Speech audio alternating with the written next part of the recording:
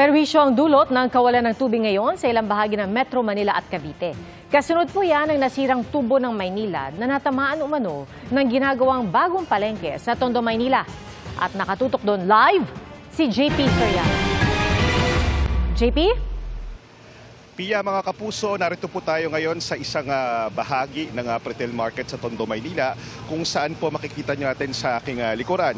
Ang nakapwesto po yung 2.2 meter diameter na trunk light pipe ng Maynila na aksidente pong tinamaan habang naghuhukay ang kontraktor ng ginagawang palengke. Kaya nga po nag-anunsyo ng emergency water interruption ng Maynila at Pia, mga kapuso, at aabot nga po sa mahigit 350,000 na customers ng Maynila at sa Maynila, Pasay, Parañaque, Las Piñas at Cavite ang apektado na nagsimula alas 2 ng hapon kanina at inaasahang magtatagal alas 10 ng umaga bukas. Ayon sa Maynila at Pia, nag-deploy na sila ng mga truck ng tubig sa mga apektadong residente tulad sa Maynila, pero sa ating pag-iikot wala pa po tayong nakikitang maraming mga truck na yan.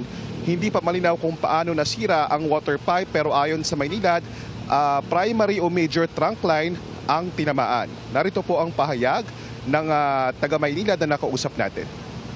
Nag-announce din tayo ng emergency interruption from 2 p.m. today until 10 a.m. tomorrow morning. Nag-announce tayo nun kasi need po natin ma-assess sa site kung ano po yung extent at lawak ng apektadong segmentong pipe, kung ano yung damage, kung ano yung lalim. So sa ngayon, ongoing po yung exploration natin, yung assessment natin para po makapag-proceed tayo sa actual repairs.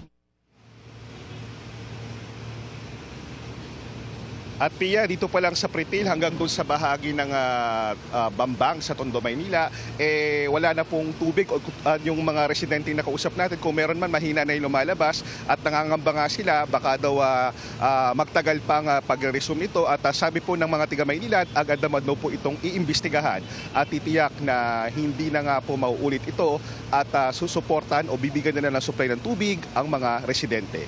At yan muna ang latest. Balik po na sa iyo, Pia.